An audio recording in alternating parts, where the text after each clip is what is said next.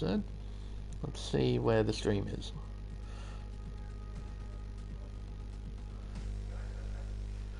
Bit of consistent speed.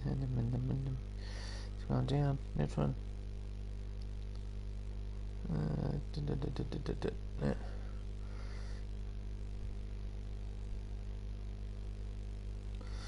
Just need to update Twitch. Come on, Twitchy, come on. There it is.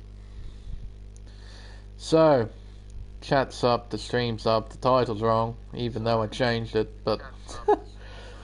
and the sound's working fantastic, that's good to hear as well. But ladies and gentlemen, welcome to round 5 of the AM1 Championship here on Contest of Speed. It's time for the Japanese Grand Prix here at Suzuka International Racing Course, a 5.8 kilometer or 3.6 mile 18 turn racetrack. First opened in 1962, designed and built by a joint effort between the Honda Motor Company and Dutch architect John Hugenholtz. Suzuka has been involved with Formula One since 1987, though the first ever Japanese Grand Prix was held in 1976 at Fuji International Speedway. Now, 76 was quite a legendary season in the world of Formula One. Probably, some would argue, the most legendary season in the world of Formula One. It was so legendary that it was turned into a movie, the movie Rush.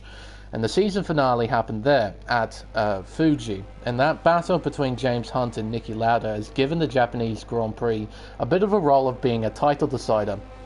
Since it moved here at Suzuka in 87, the 3 years after it, in 88, 89 and 90, all of the titles were decided here at Suzuka.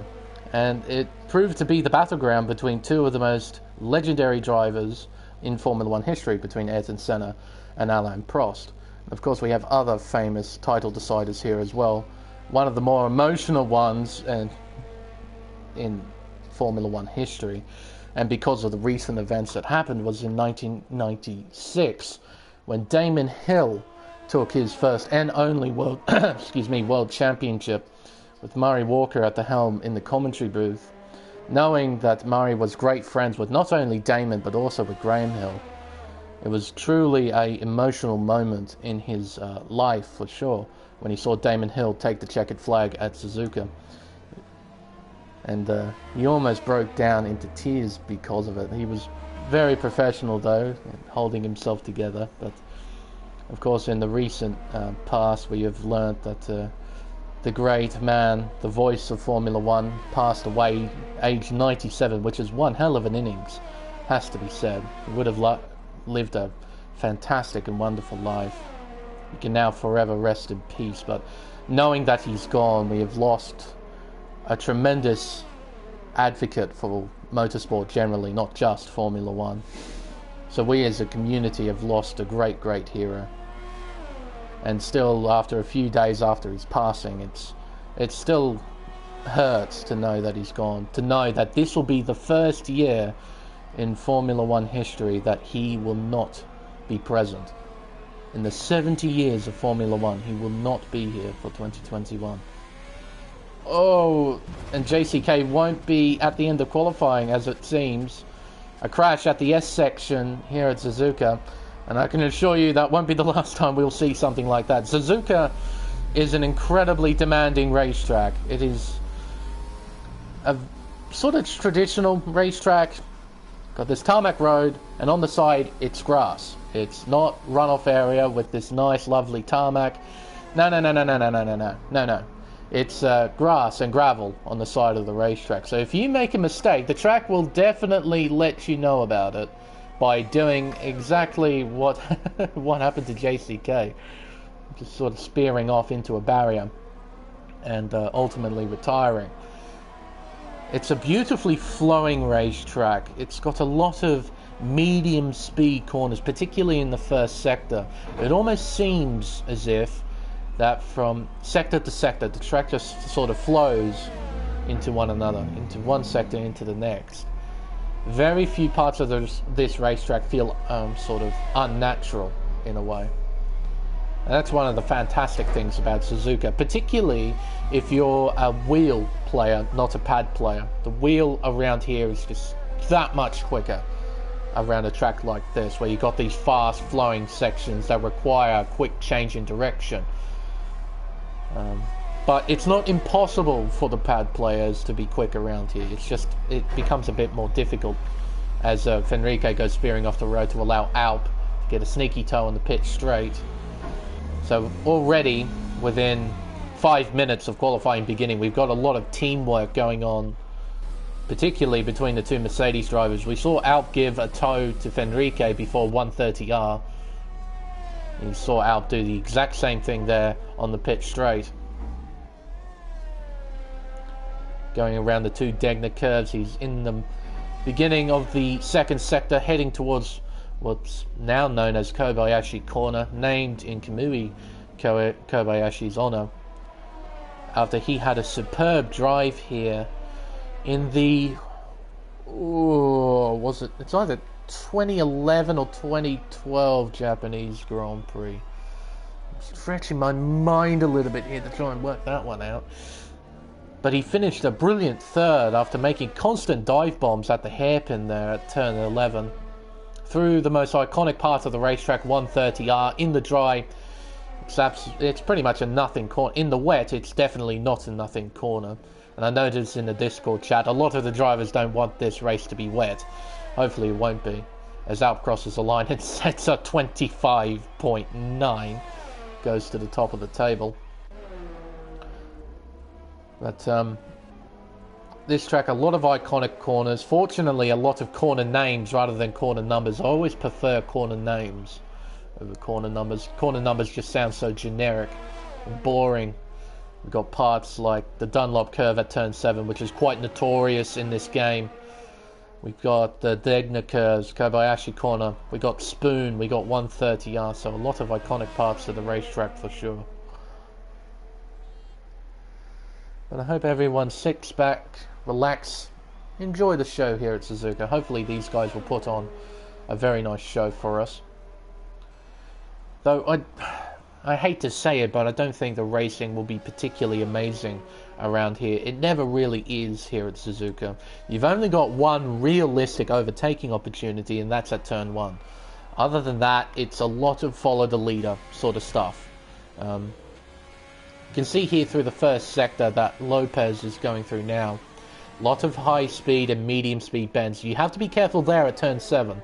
That inside curb is quite deadly. You touch that, you're spinning around, almost guaranteed. Through the Degner curves, it's about maximizing the track width, maintaining momentum. Into the Kobayashi Corner of turn 11. Hard on the brakes, making sure you hit the apex, but critically get a good exit. So you maximize the speed through here at 200R. As they go past the motorcycle part of the racetrack. That little chicane, motorcycles use that when they do races here. Around Spoon, one of the most irritating corners I find in the sport. It's brilliant, I love Spoon, but the track limits there are just... you run wide during the mid-phase at Spoon, just the game gives you a warning. You gain nothing, but the game gives you a warning. It's so irritating. 130R, just making sure you get that right. And now the braking here into the chicane, really, really important. And maximize the speed out. And thankfully, in this year's game, the bump, the infamous bump on the final corner, it's gone. You don't have to worry about it. It's fantastic. You can take the final corner flat and not worry. We're right on board with Lopez. We'll take him on a guided tour of the racetrack. Round turns 1 and 2. Now heading up to the high-speed S's, the infamous high-speed S's, on the racetrack. Flow it through here, 5th gear, you'll be shifting between 5th and 6th. He's not really hitting the apexes very well at the moment. We've got sector 1 and 3 yellow flags, as typically happens here at Suzuka when there's an incident in the 1st or 3rd sectors. Both sectors light up. Around the Degner curves, a bit awkward there, Lopez. This doesn't look like a very clean lap at the moment. Out of Degner, heading towards the hairpin. Hard on the brakes, 2nd gear, misses the apex entirely. Yeah, Lopez won't be too happy with himself at the moment. Again, from last week, he's on a wheel, so he's still adjusting. But his outlap looked very much under control. This lap, not so much. I guess the pressure's a bit on. And maybe, just maybe, he's just pushing his car a bit too hard. But got into the barriers, but luckily he's kept the car relatively in one piece. I think just needs to stay nice and calm. Just try and hit your apexes. Try and not make too many mistakes. There's a Haas going by Bodhod there. That's Mitch Burns. He's about to end his flying lap. He's currently up by 2/10. Going through the chicane. Around the final turn. Up to the line with DRS open. And he sets a 126.9. Goes 9 fastest. He's just a little bit off Schwarner in P8.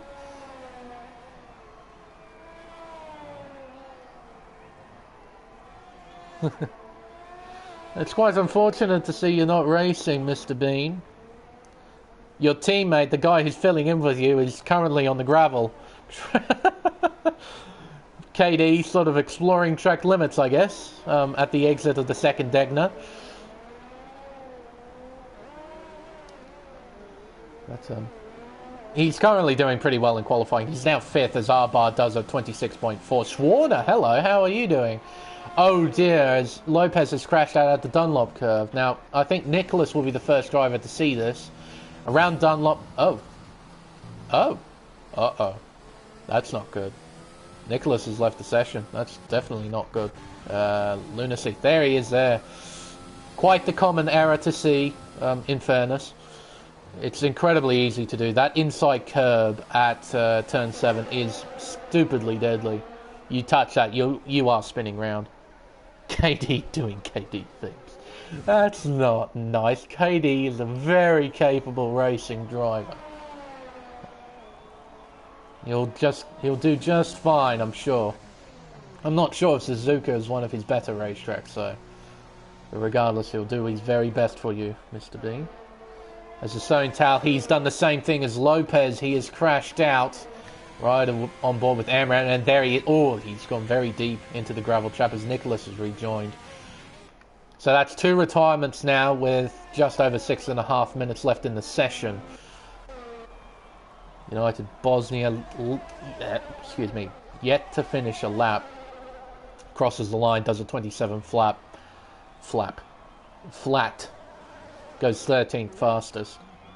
Matty Robbo in the Williams also yet to set a lap time. If he can just set something, he's jumping up to, well, maybe not P16, as the Stone Towel has actually set a sort of respective lap time of a 27.7. So it has to be pretty decent here from Mr. Robbo. Out to the second Degner. Towards the hairpin, he'll go hard on the brakes here, down to second gear. There's a garbage truck outside my house, that's fantastic. Out of the hairpin, towards 200R, flat out through here. You're Canadian. Robbo around Spoon.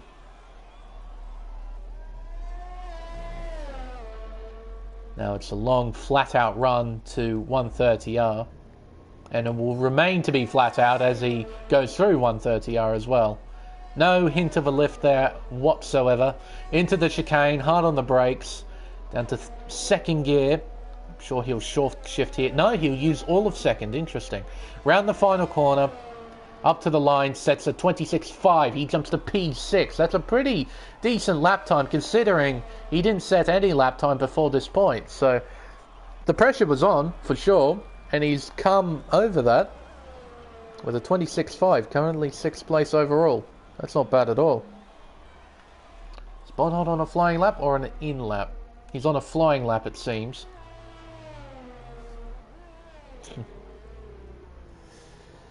Arbar joining us. Fantastic. Hope everyone enjoys the show. Hopefully these guys put on a good one for us. If not, well, that's just a friendly reminder that this is Formula 1. It's not always exciting. Round Spoon corner goes Bodhod. Now this man, he's not too bad around here. I know it as a fact, but he's had some wretched form recently in all F1 league races. He actually had a pretty decent one recently at Barcelona in another league, so he'll be hoping to capitalise on that. Right now, let's see what the Alfa Romeo driver can do. DRS open up to the line, goes 11th fastest.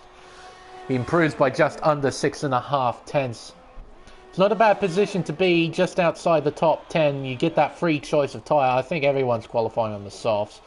I think the race is a fairly straightforward soft to medium strategy, or maybe a reversal of that, as Alp sort of off the line there, letting KD through. He's up by a colossal 5.5 tenths of a second, so KD has really nailed that first sector. That might be a genuine purple first sector, not just a glitch. Third gear around the hairpin. What he's trying to do is minimize wheel spin, maximize the traction out of the hairpin. Round 200R. Now he'll be on the right hand side of the racetrack here for Spoon. 50 meter board, hard on the brakes. Oh, he misses the apex though. Misses the first apex and misses the second apex. I would have thought if you miss the first, you would try and hit the second as best as you can. Try and get as good a line as you possibly can get around Spoon. Maximize the speed here. We're still getting sector 1 and 3 yellow flags. Very odd. Round 130R into the chicane. Third gear, gently through here. Pretty nice run through the chicane. Around the final corner. Hugging the right hand side. It's a 26.2. So he lost a fair amount of time in the second and third sectors. I think that mistake at Spoon really cost him there. And I don't think he'll have enough time to set another lap. The in lap will be about a minute and 30 seconds long, so he will only have 1 minute to try and set a out lap, and that's next to impossible. So KD's session is done. That's United Bosnia off the racetrack, just ever so briefly.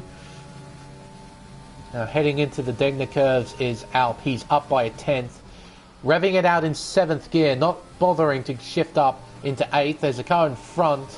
It's KD, I believe. He'll get out of the way. Round the hairpin, 3rd gear, similar to what KD was doing. Full throttle on the exit. Round 200R. His teammate is just in front. That is Fenrique. He's going to give a tow to Alp on this straightaway just before 130R. Then Alp will do the same thing to Fenrique on the pit straight when Fenrique does his flying lap. You can see here closing in on his teammate. They'll go through 130R, and Fenrique will pull off to the side, slam on the brakes, let his teammate through into the chicane. 3rd gear, hits the first apex well, hits the second apex well. You can see here Fenrique, he'll get a nice little tow here from his teammate up to the line. Alp does a 25.1. You can see there, Alp slowing down to allow Fenrique, his teammate, to get a good tow. And away he goes on his lap. Arbar jumps up to 3rd place with a 26.1. So Fenrique, that will be his target to try and beat. See if oh, as we have a spinning Ferrari, that's Amram off the racetrack. As KD retires from the session. But Arbar, his session is done with that 26.1. He'll be pretty happy with that.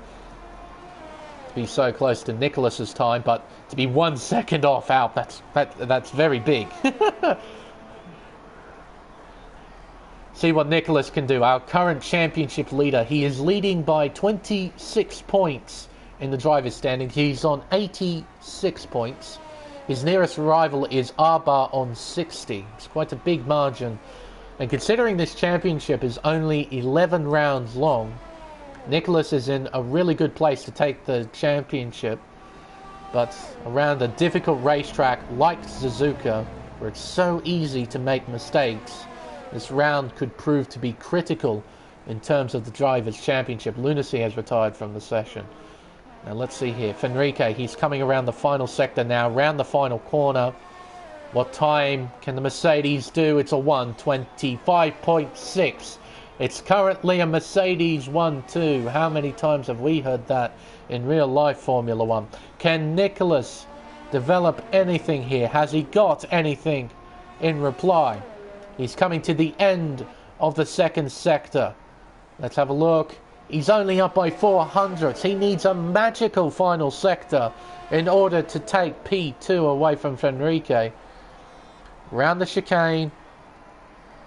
Round the final corner. Turn 18. What can he do? It's a 1:25.923. He does improve but not by enough.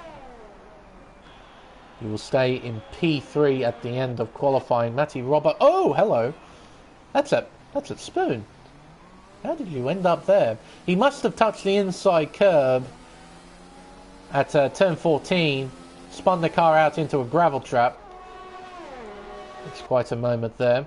Bursey, I think his session is done. Same with Mitch Burns. He won't be improving from 14th place. So that is qualifying over, and it's SWM Alp on pole position with a 1:25.106. His teammate Fenrique will start alongside 1:25.642. That's a pretty big gap. Look at that gap, over half a second between the top two. I agree with being there. That slipstream, that teamwork, paying massive dividends, and it's fantastic to watch when two drivers come in with a plan to maximize every session, and it's worked to absolute perfection for Mercedes. And it's critical around a track like Suzuka to have track position. It is very difficult to overtake around here, so to start 1-2, it is looking really, really good for both Alp and Fenrique. For Nicholas, he's got quite the task on his hands to try and overtake both the Black Arrows. So, end of qualifying, it is Alp on pole, Fenrique second, Nicholas in third, Arba in fourth place, Schwarner in fifth, a pretty good qualifying there for the McLaren driver. KD in P6, Barmer, the AlphaTauri, someone who I didn't really get to in qualifying, in P7, Matty Robbo in 8th, Kitten Pettis, so both McLarens in the 10 in 9th, both Renaults in the 10 as well, with Bursey in P10. Amram in 11th, Lunacy in 12th, Bodhod in 13th. I better make sure I got all of them there. Wasn't keeping a good eye on the counter there. We'll go through the order of the drivers outside the top 10 when we get onto the grid.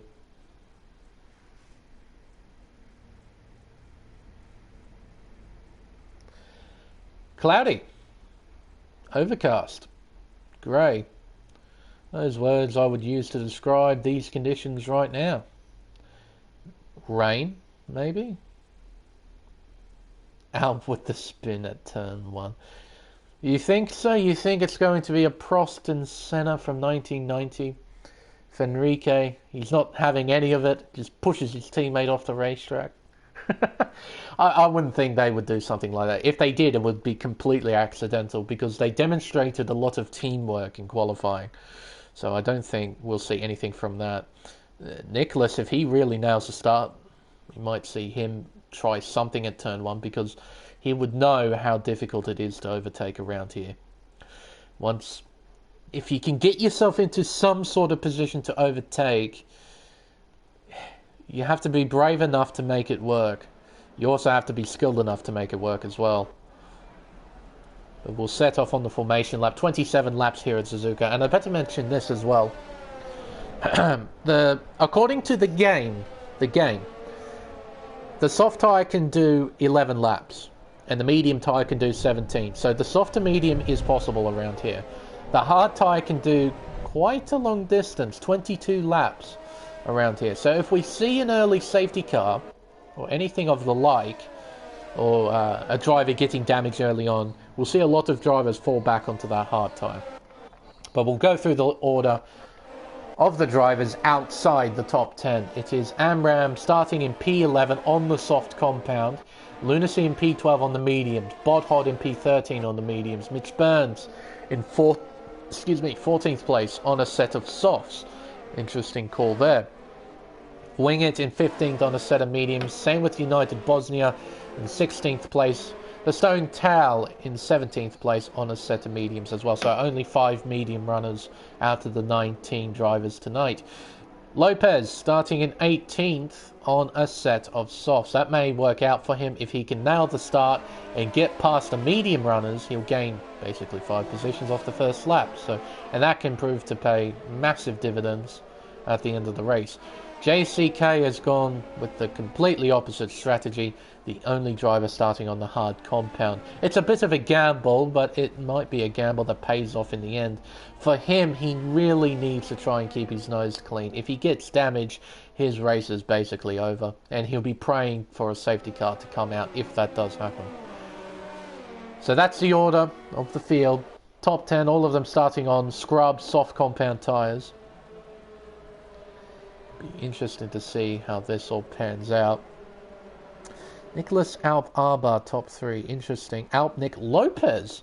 I don't think Lopez, although I'd like to see Lopez do well, him on a wheel, and it's only a recent development that he's gone onto the wheel. It might be a bit difficult for Lopez to finish up inside the top 3, but you never know. This is Formula 1, anything can happen. So, everyone's lined up. We'll just be waiting on JCK. You can see the Ferrari dot is lining up into his respective grid slot. And we can get this Japanese Grand Prix here at Suzuka underway.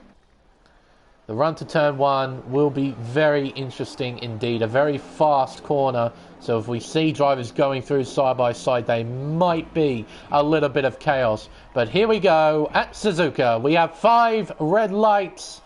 And it's lights out, and away we go. And Alp gets a pretty decent start, but his teammate, Fenrique, will go through down the inside into 1.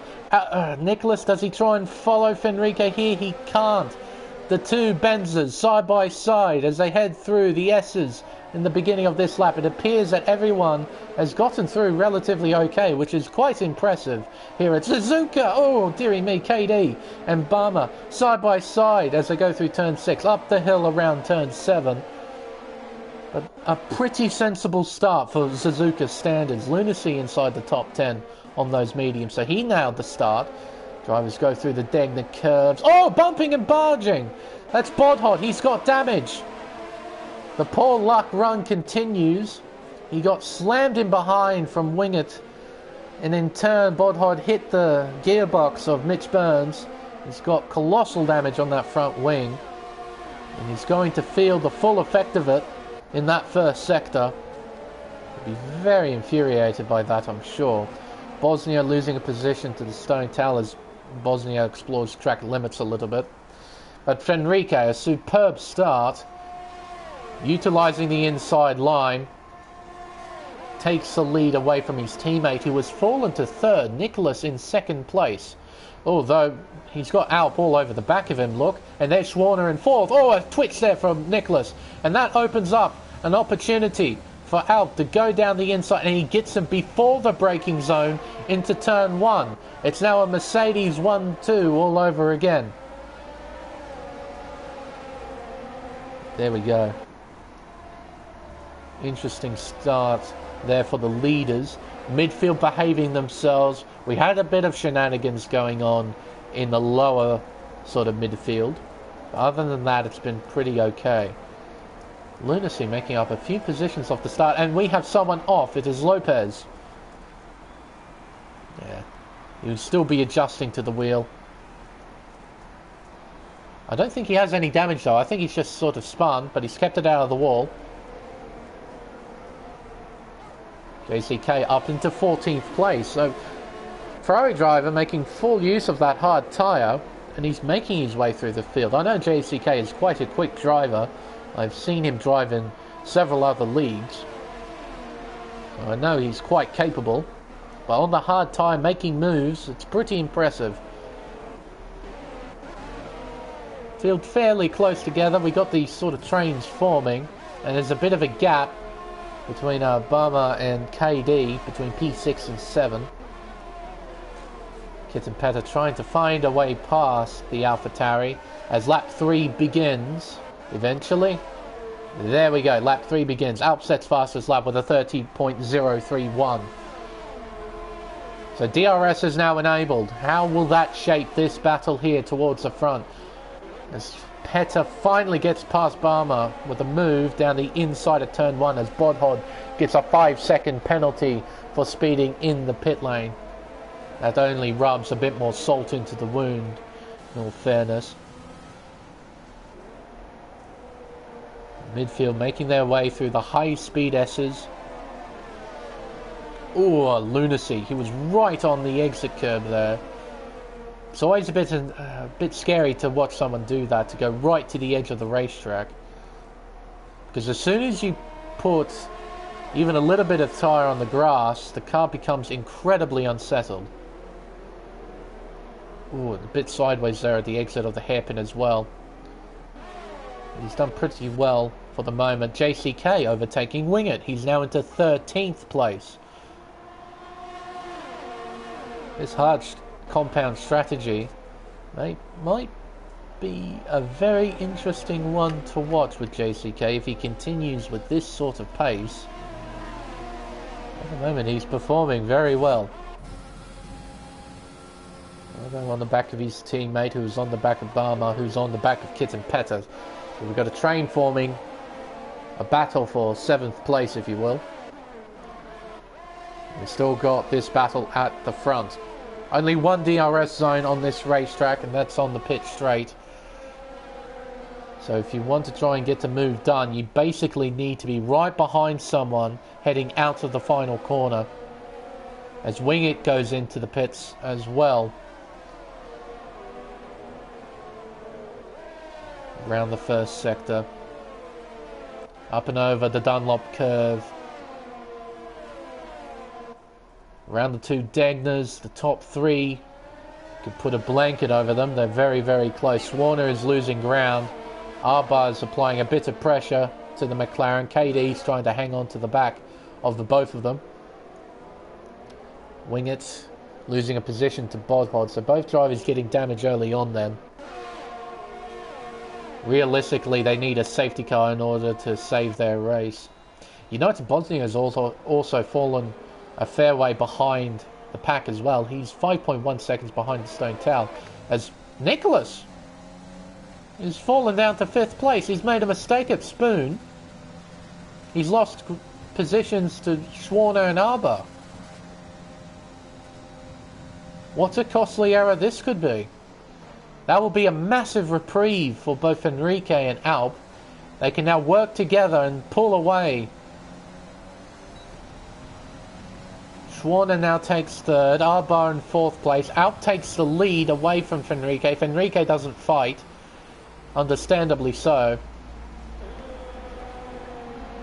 Now Nicholas has got a lot of work to do, as he just had a whole heap of position changes here. Bersey gets overtaken by Amram. The Ferrari now into 11th. As United Bosnia is into the pits. Does he have damage? He most certainly does. That explains a lot. And he'll fall behind both Bodhod and Wingett, so he'll be down in last place. It's quite unfortunate for the Swede.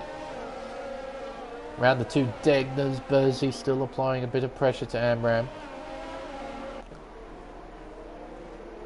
And just in front are the points paying positions, currently being occupied by the two Williams in P9 and 10.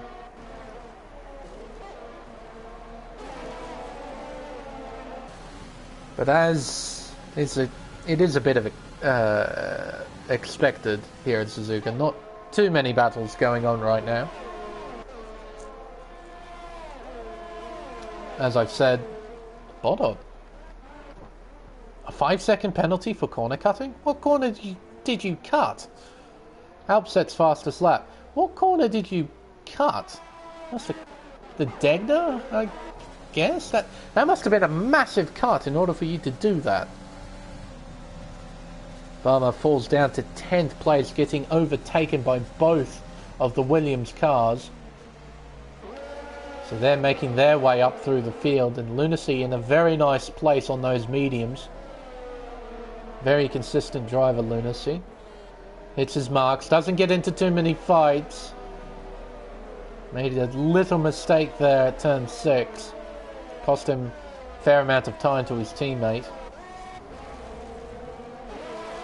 Okay, well, we'll keep our eye on this. This is the closest battle on the circuit at the moment, the battle for 3rd. KD's now clawed onto the back of this as well.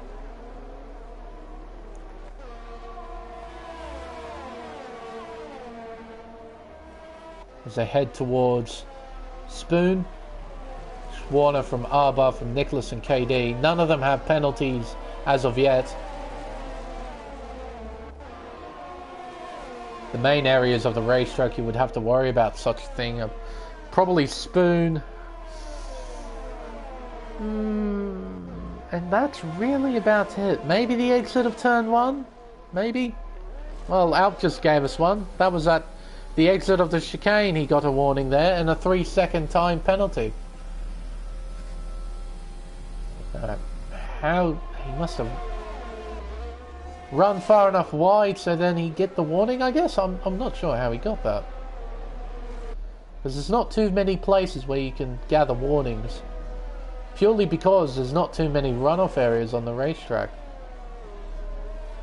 All it is just grass and gravel at the edges of the racetrack, so there's not a lot of enthusiasm for any driver to go right to the limit, because if you do and then go over them, you're probably going to end up into a barrier.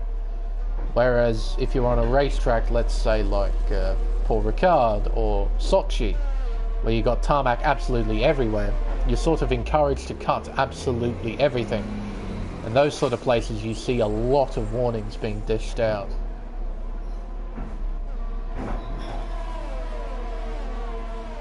But still keeping Schwarner company. Unable to do anything at the moment as they head through the Spoon curves, and someone's off at Spot Hod. Is it? No, it's his teammate, Lopez. Bod Hod has made another pit stop onto a set of hards. He's a long way behind the pack. So now Lopez has fallen towards Wingett.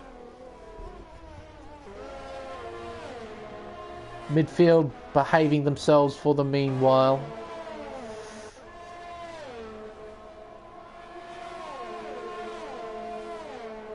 But really not in a position to attack yet, is he? He really needs to nail the final sector. If he can do that, he can find a way past. Because you gain a lot of speed on the pit straight. But at the moment, Schwarner is just able to pull those few critical tenths of a second. He's able to hold on to P3.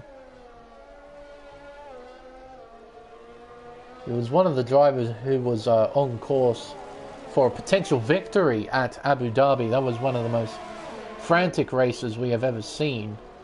Oh, as that's a send and a half there from Nicholas down the inside. Unfortunately, with Arba on the outside, he was able to get better traction. He's held on to 4th place. That was a send and a half there from Nicholas. Wasn't able to make it stick. Oh, you don't want to touch that inside curve. It's not nice when you touch that inside curve. It's not nice at all. Sector 1, yellow flags. It is Wingett, I believe. Just brought those out ever so briefly. Arba now properly on the back of the McLaren. Needs a good run out of the chicane. Oh, never mind, he's in. Into the pits goes Arba. Nicholas follows. Now we'll go with Nicholas first. He'll be the first one to pull up into his pit box. Set of mediums, same with Arba. Also a set of mediums. So I believe these two gentlemen will be planning to go to the end of the race on these. Quite the long stint they have to do on the tyre, but I believe it's doable. That gives Schwarner a bit of a reprieve. He doesn't have to worry about Arba directly behind him. But what he needs to worry about is the undercut Arba and Nicholas are going to get. So he really needs to nail this lap if he is pitting at the end of it.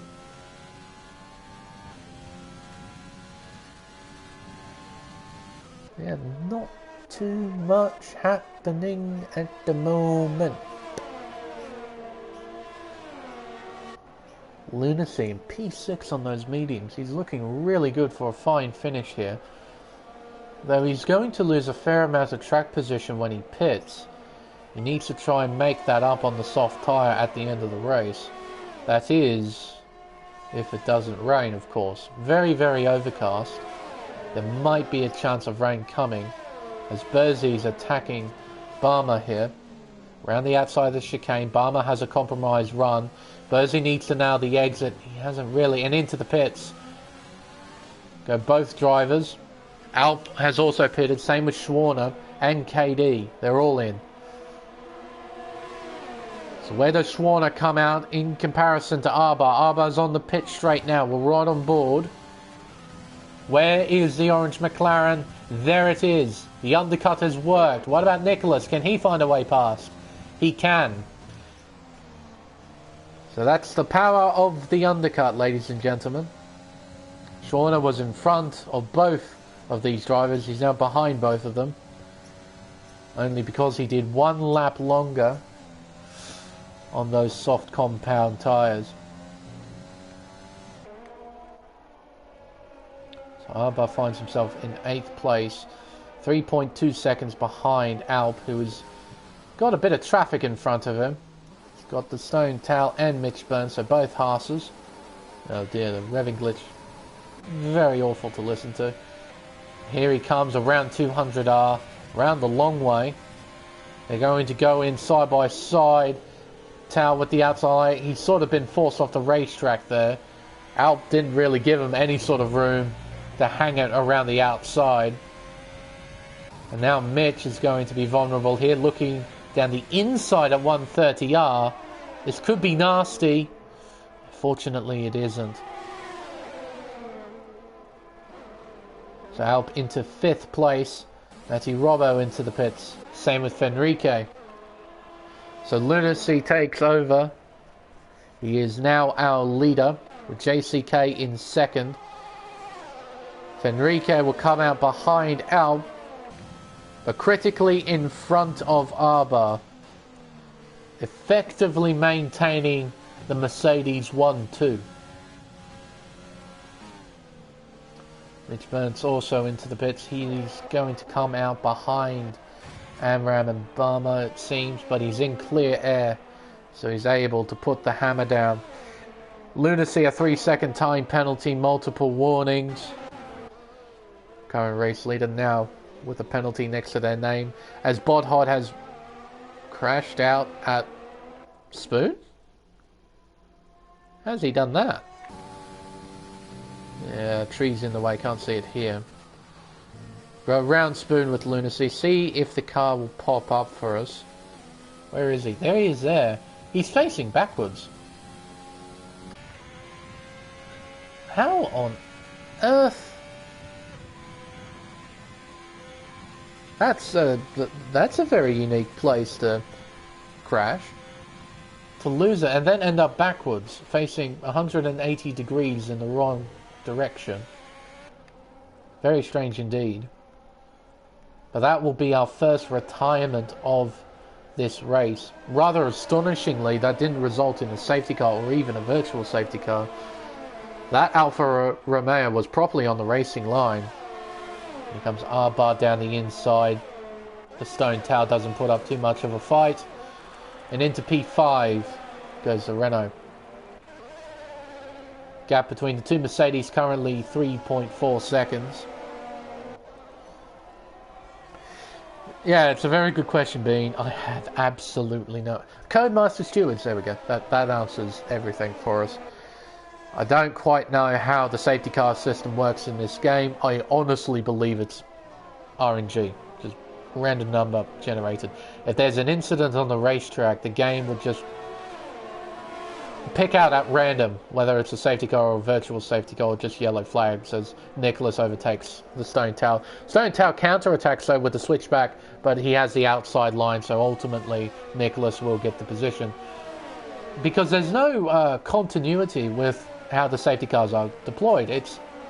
You can have the biggest accident in Formula 1 history, and all you will get is yellow flags. Schwann is trying to find a way past. He's going to look at... Oh, he's on the grass. Trying to look. But yeah, that's the entire point of a virtual safety car, is if there's debris or something along those lines that needs to be removed, you can deploy a virtual safety car. So then, marshals can get onto the racetrack and remove the debris.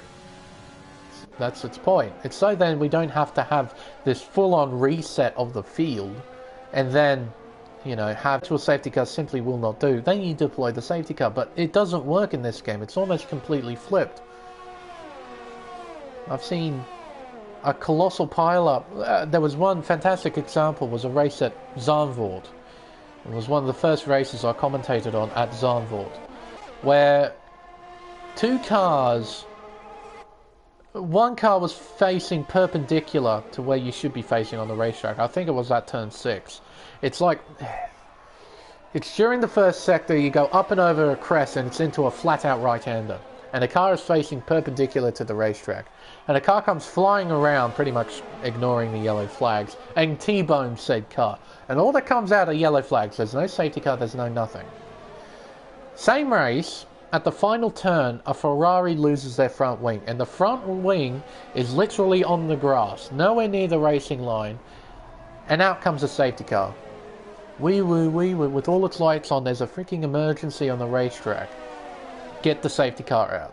There is a front wing on the grass, well out of the way, get the safety car. This is an emergency.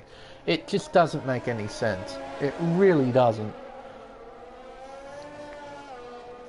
And we saw there, car on the racing line, in the middle of the racetrack, dead. It can't move. What happens? Nothing. Waved yellows. Just be careful, guys. There is literally a heap of carbon fibre, immovable carbon fibre on the racetrack. Be careful. There's a half-ton Formula 1 car on the middle of the circuit. Try not to hit it. Just be careful. Makes no sense to me. Fortunately, not too much has happened while I was ranting there. Now we got something happening though. Alp is on the back of JCK and Lunacy. He's going to be trying to get past the both of them. He's going to get past Lunacy here with relative ease. Can he get JCK for a double overtake into turn 1? JCK goes deep into turn 2. I reckon Alp was thinking of going down the inside there. It would have been quite the fancy move, overtake of the week for sure, if he pulled something like that off. That would have been really nice to watch, but he's thought better of it. Rather than being a massive show-off, he's thinking about the race, thinking about the win. Oh dear. Hopefully that won't cut out of me. Hopefully I don't need to charge it too much either. Unfortunately, this will mean he'll have the inside line for Spoon, and he gets it done. He now takes the lead with just under 13 laps to go. When they cross the line, it'll be 12 laps to go. So it's going to be looking like a fairly straightforward race for the Mercedes-Benzes. However, I don't think Alp might be winning this. I think his teammate might take this one out. Those 3 seconds worth of penalties are going to hurt Alp quite a bit here. So I imagine Fenrique will take victory. That's if Fenrique doesn't get a penalty or doesn't make a mistake.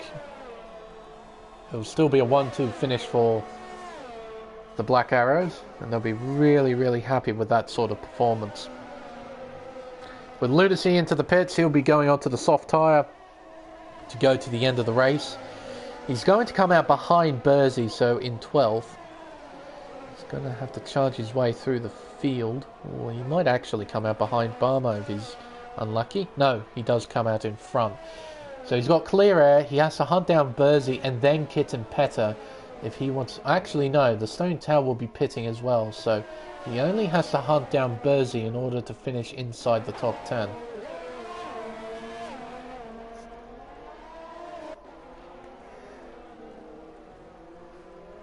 Around the hairpin goes Schwarner. He's still keeping Nicholas and Arbar company. Unfortunately for the Red Bull driver, he hasn't been able to gather enough pace to try and catch up to the Mercedes-Benzes. Granted, he's kind of stuck behind the Renault at the moment, but in absolute fairness to Arbar, it's not like Arbar's being a massive roadblock. He's just fast enough to keep the to keep the Red Bull behind. At the moment, just Arbar's got the measure of Nicholas at the moment. Same with Schwarner. He's performing quite well at the moment. keeping both of these drivers company. Oh dear, JCK, a 5-second penalty for speeding in the pit lane. He'll be going on to soft tyres to go to the end, and he'll come out in front of Lunacy, maybe. We have an overtake on the racetrack happening as well. Kitten Peta getting past the stone towel.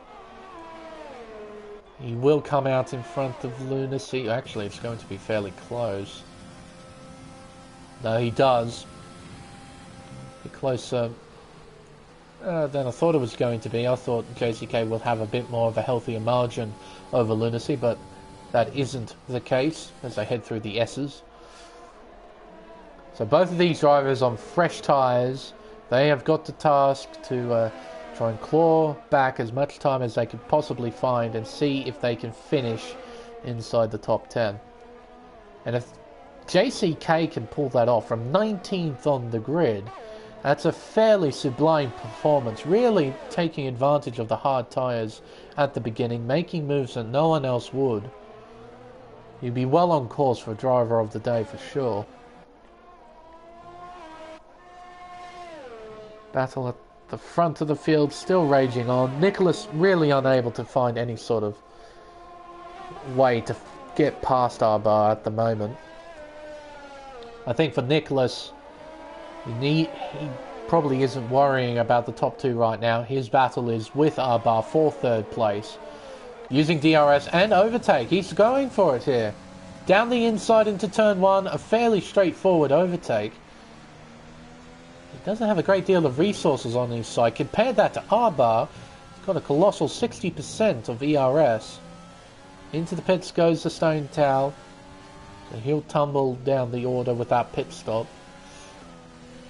And look at Nicholas pull away. Gap of 0.7 of a second. That closes in a little bit. I think Nicholas made a small mistake at the Dunlop curve. Round the Degners. Schwarner now losing a bit of time. But I'm sure he'll be pretty pleased with his position at the moment. And the battle at the front. Alp is on the precipice of winning. He's 2.7 seconds in front of his teammate Fenrique. He needs to be 3 seconds or more if he wants to take victory at Suzuka. I wonder how this partnership is going to work out, because they showed a lot of teamwork in qualifying at the beginning of the race. Are they just going to absolutely go full send and whoever gets it, or will there be some sort of plan in place to get a certain result? Because at the moment Alp is not really in a position to fight for the championship. It's a fair way down the order. Fenrique though, he's in a slightly better position. So I just wonder if Alp might just back off a little bit and allow his teammate to take victory for the sake of the Drivers' Championship. We'll have to wait and see. JCK fastest lap with a 29 flat. The Ferrari man is flying. He's now caught on to the back of the Renault of Bersey. He'll be so much quicker through this first sector. He really would be. The mechanical grip that the soft tyres provide is just that much better than the medium tyre to begin with, let alone being on 8-lap-old mediums. Round the Dunlop curve, up and over the crest, towards the two Degner curves. JCK closing in at a rate of knots. He may go for a move at the hairpin. Actually, I scratched that.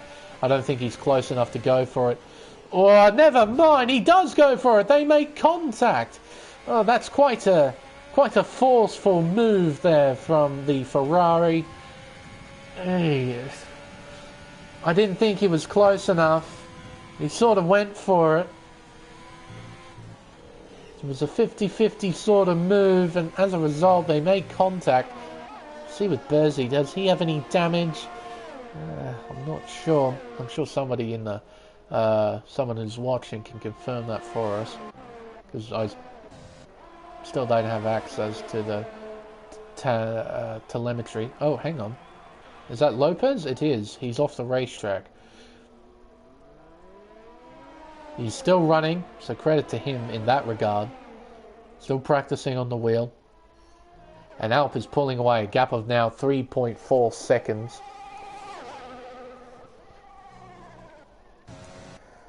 Nicholas hasn't pulled away from Arbar, so Arbar's genuinely showing good pace here compared to our championship leader, perfectly demonstrating why he is second in the championship, giving Nicholas a big hurry up, not going to let him go. So Nicholas will know if he makes a mistake, he might be in a position to lose a podium. However, Arbar does have a penalty next to his name, 3 seconds worth. That might hurt the Renault driver quite a bit in this battle for third. This will help Schwarner out immensely, I'm sure, so long as the McLaren driver keeps it clean in the remaining laps.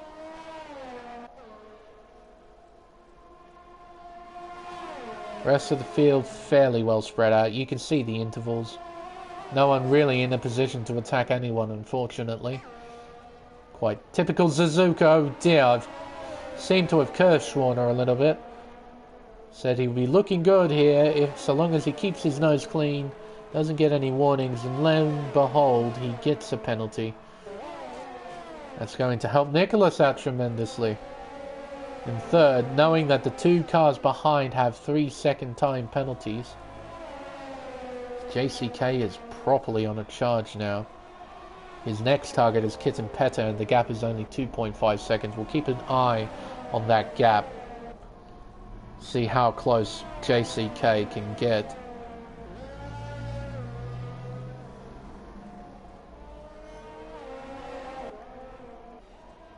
But now I think between these three it's just going to be a lot of this sort of stuff. They're close enough to attack,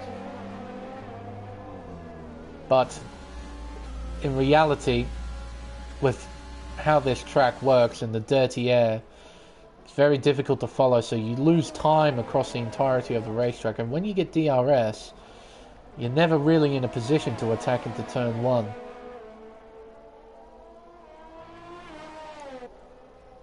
But if we saw these sort of gaps on almost any other racetrack, you would definitely think a battle was on here.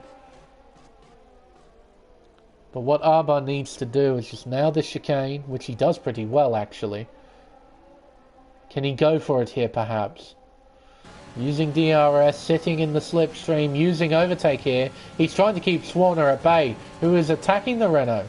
Into turn 1, he cuts onto the grass. Locking up there, I think that was a Red Bull of Nicholas locking up there. I don't think that was Arbar. Really cutting turn 3 is Schwarner. Around the high-speed S's, the McLaren driver is ready to battle it out here with Arbar. Heading up and over the hill at Dunlop Curve.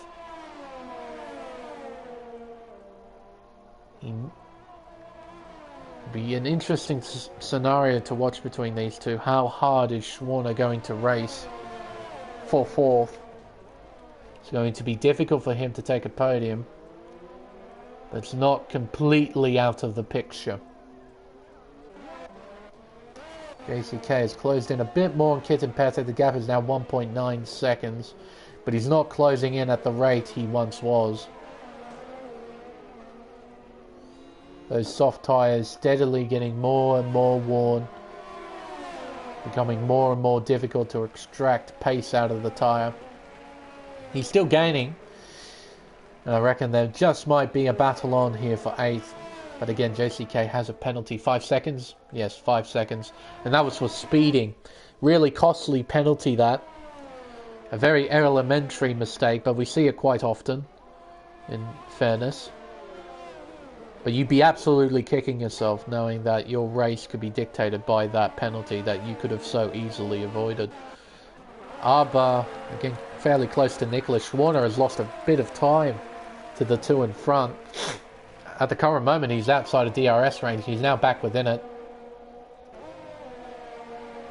And also, just briefly, with the 2 drivers at the front of the field, Alp has continued to pull away, a gap of 3.9 seconds. It seems like Alp and Fenrique are pretty content to just let this sort of happen naturally, rather than give us a manufactured finish. Though we still have a lot of laps to go, so we'll have to wait and see what happens between these two.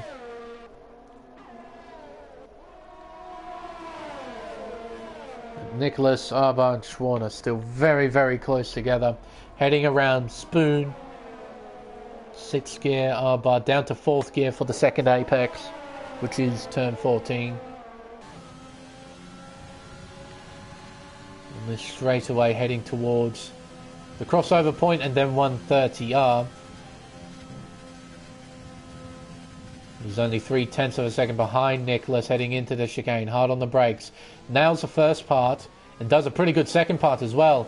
He might be close enough to attack Nicholas here. Nicholas in response uses a lot of overtake on the exit, making sure he keeps the Renault at bay, but you can see there is quite a considerable difference in terms of resources between the two drivers. R-Bar is in quite a nice position here to try and really set up a good overtake and try and pull away from Nicholas. Or even better, in terms of the Renault driver, try and force Nicholas into some sort of error, which may result in a penalty. That will really open up the fight for the podium. I'm not saying do something like that where you might make contact with them, but apply pressure. Oh dear me, what a fantastic bit of timing that was. Don't force them off the track, don't do anything like that, but apply pressure, try and make them do a unforced error.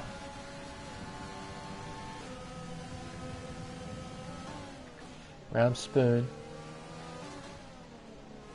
Round turn 14. Down the hill. Using overtake here, R-Bar. This is a unique place to use it. He's going to have a look around the outside, Fernando Alonso style, and gets it done. Almost a perfect replica of the famous 2005 overtake there of Fernando Alonso around the outside of Michael Schumacher. That was a brilliant move. But Nicholas is having none of it. He said, yeah, great overtake, mate. Give me back my P3. Oh, they make contact and spin! Half spins! And the McLaren goes into the back of him. Schwarner gets damaged. And oh dear, the championship implications from this incident. And a reset. Was that a reset to circuit I've just seen? Now, that might be a big no-no. I know it's a big no-no in a lot of leagues, but I have seen in previous occasions, oh dear, Nicholas is all over the place, the tyres are shot to bits, and here comes Kit and Petter. They are going through side by side around the Dunlop curve. Into the first end of the curves, he slots into 8th. JCK now all over the back of the Red Bull. He'll try and find a way past. We saw how aggressive he was against Burzy. Is it going to be a similar scenario? It is. He sends it. And he makes it stick a bit more cleanly than what it was on Burzy. But he makes it stick and into 8th place. What a series of events there.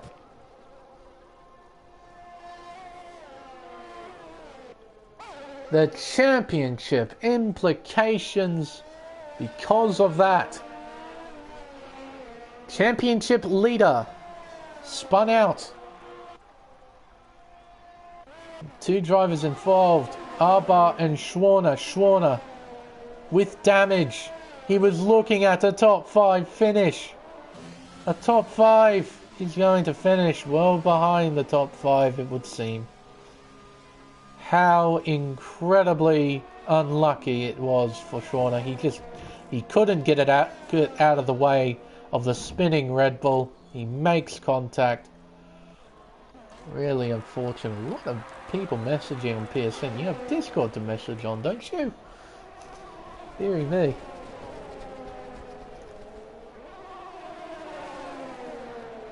Gonna have to try and find the setting that turns off notifications. I'm still yet to find that.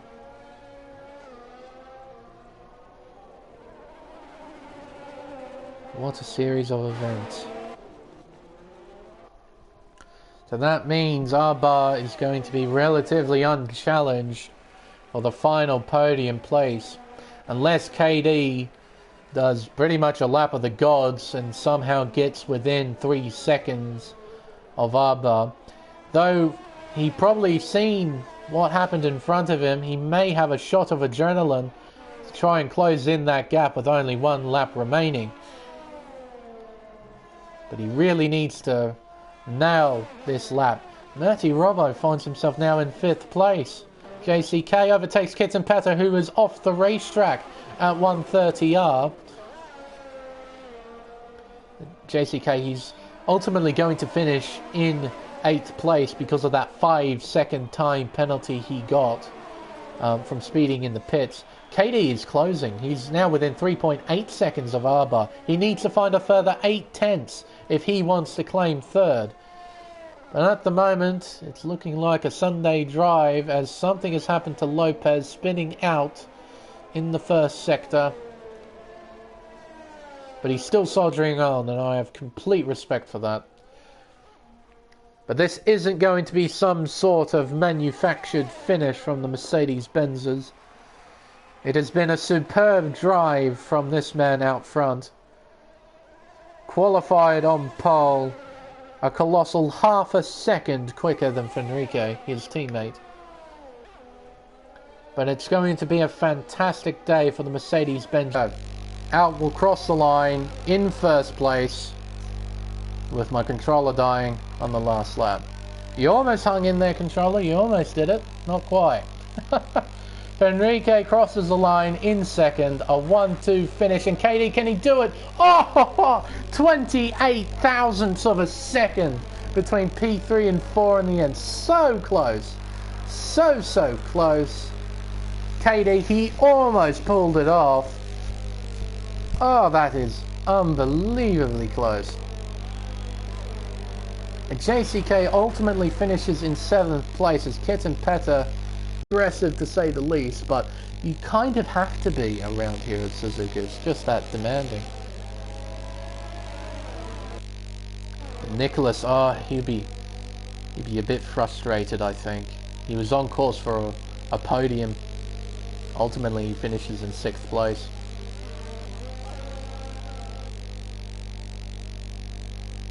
But Lunacy rounds out the top 10 as well, so both Williams in the points, both Mercedes, both Renaults, both Red Bulls in the points. It should have been both McLarens as well, but unfortunately with that incident at turn 2, really did cost Schwarner everything there.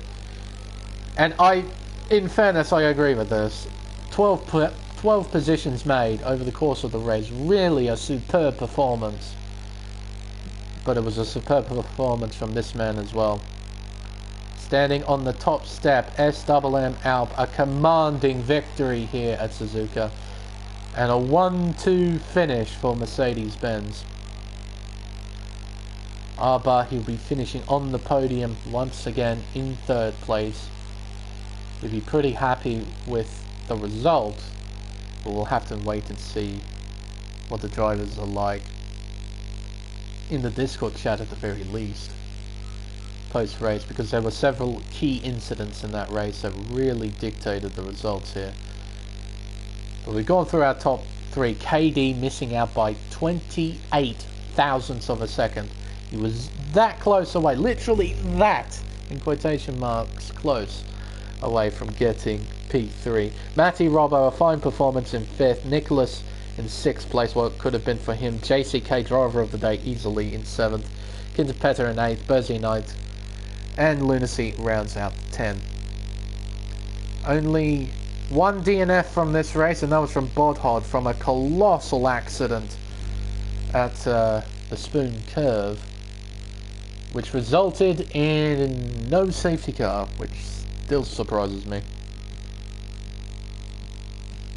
But there we go.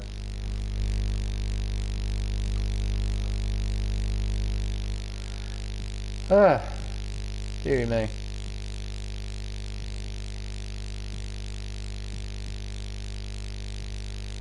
There's some reason the footage isn't coming up. Don't know why. Is the audio still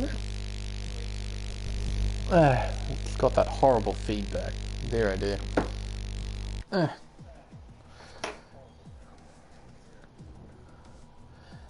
anywho, not a bad race, that one. Not a bad one at all.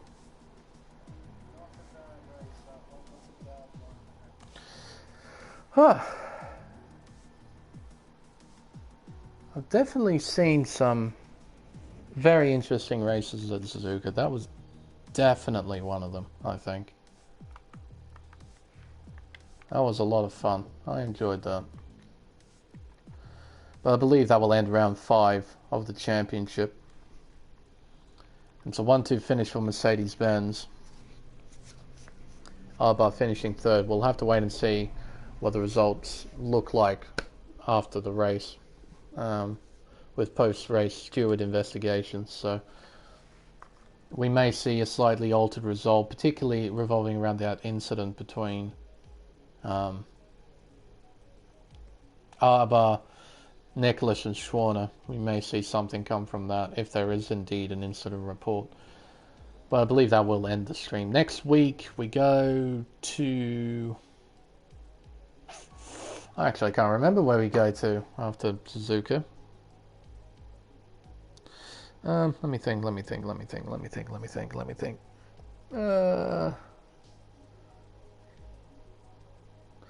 have a look.